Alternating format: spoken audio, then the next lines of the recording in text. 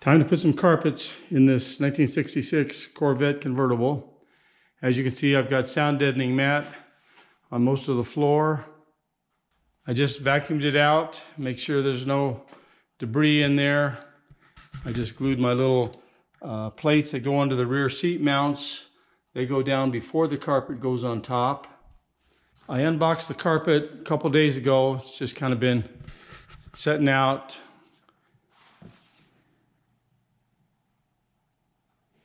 This is a molded carpet, and these are from Auto Custom Carpets. And the kit I bought is for 65-66 Roadster with no pad. It's the Essex carpet with a mass backing. The reason it has no pad is because it has this mass backing, which is like a little less than an eighth, maybe a 100,000th of an inch, 3/32, some kind of a rubberized back on it, which will give it a little extra heat insulation and also sound deadening.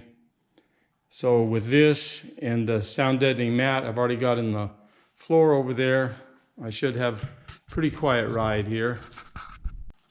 I'm going to start with these rear quarters and see if I can't get them figured out.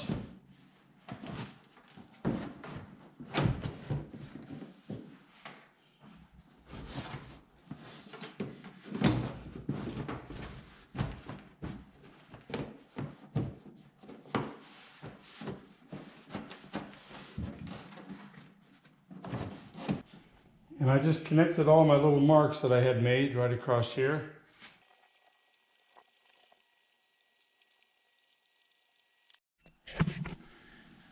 Went ahead and blacked out that area there where my convertible top attaches, because you will be able to see down in there a little bit.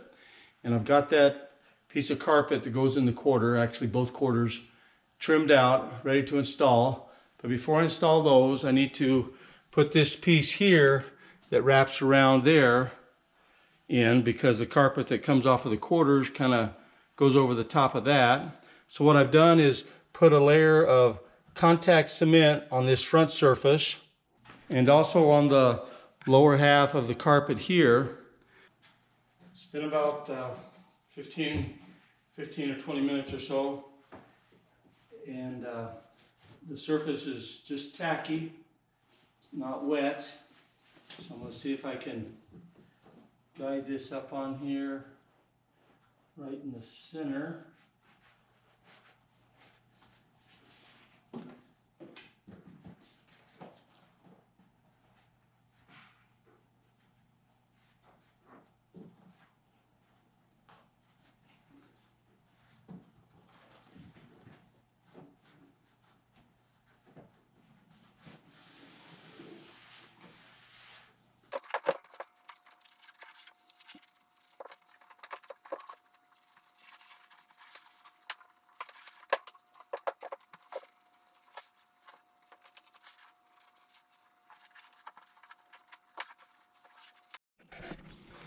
Okay, I just put a coating of contact cement on the carpet and on the back side here.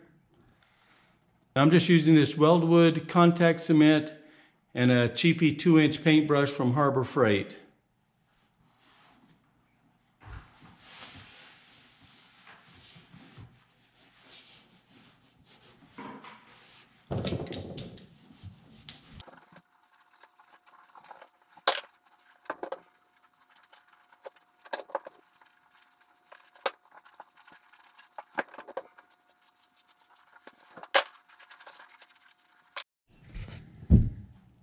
I've got both quarters trimmed, so I'm going to put them in now.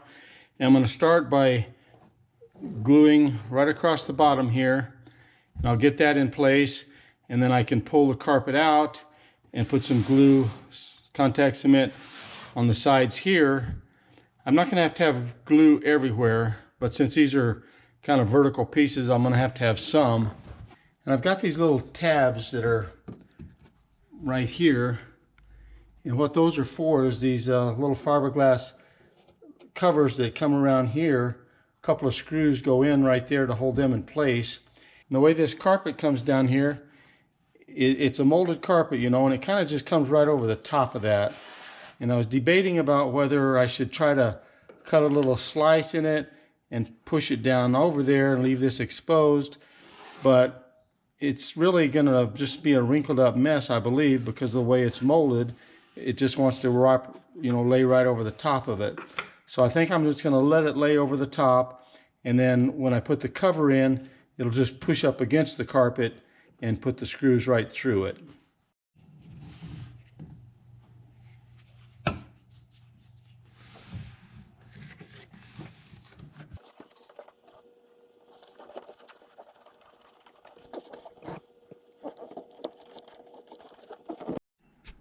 Got both of the quarters in place. Now I just put this back piece in there. I've got some weights holding it in place, push back up against the joint there, the corner. And I just put some contact cement across the bottom of the carpet and the floor there. As soon as it sets up, I'll bring that down, and then I'll fold that back flap down, put some across the back there.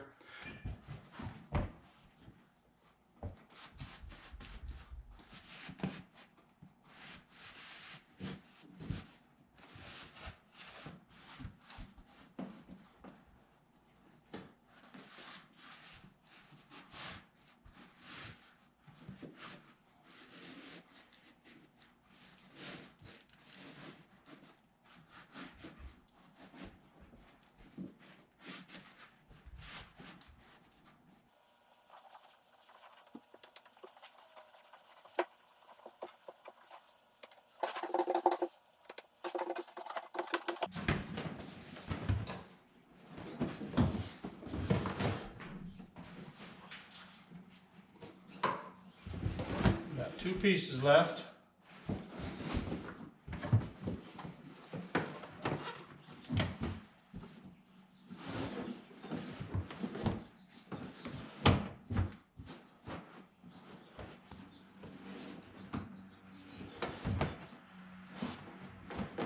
Okay, the back is going to be my guide. This has got to fit into that little recess right there.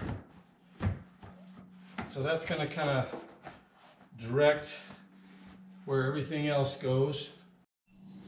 I'm trimming this off right here. Those are kind of wrinkled down like that, so I don't really need that. And I'm cutting this much off of that corner.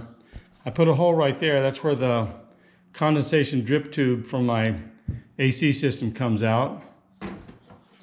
Going back in now for a second time. It's just a matter of trial and error. Keep putting it in, checking it, trimming it as it needs till it fits just right. It's not bad. It's pretty good, pretty good. I can trim a little bit right here. This part here can hang over.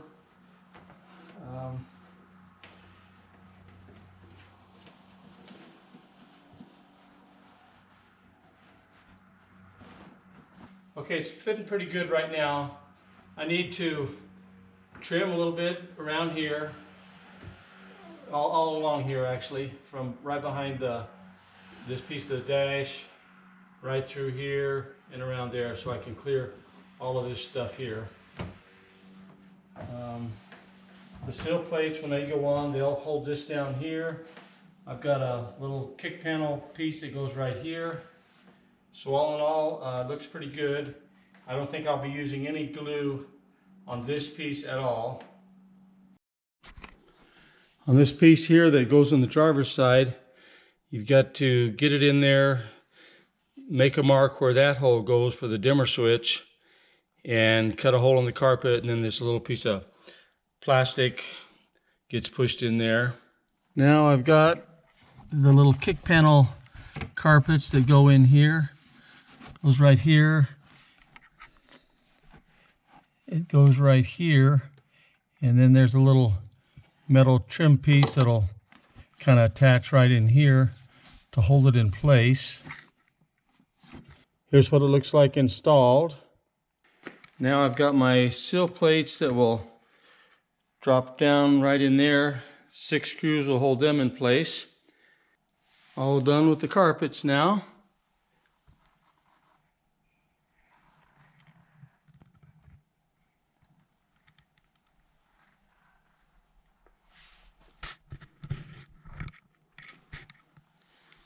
What I did here for this outer seat belts, rather than trying to punch a hole through the carpet and bolt it from the top, I went ahead and bolted it to the floor, cut a little slit in the carpet, and just fed it belt right through. Seemed to work pretty good. These rear seat mounts are loose, so when I put the seats in, I can slide the rear mount in there, and then I'll tighten these bolts down. Up front here, I've located the holes for the front seat bolt, but instead of trying to feed a bolt through that carpet, I'm going to get some studs that will stick up through there. Then I can just lay the seat right on it, put some washers and nuts on there. That'll make it a little easier to get those installed.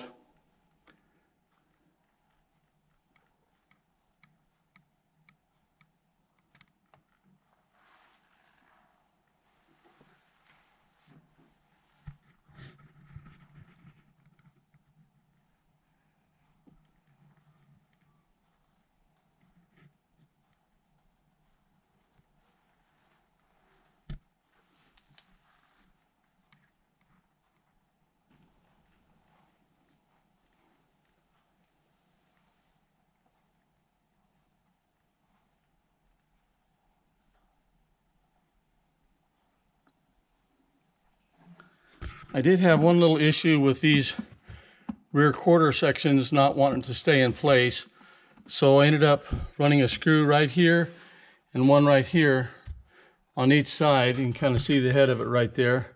It's kind of got a little washer retainer on it, so I could get in there with some black paint and conceal those a little better. But once I put those screws in there, they stay up nice and tight. I've got speaker wires run back there to put some speakers in the corners. So if you're going to do something like that, be sure and put your wires in before you throw the carpet in.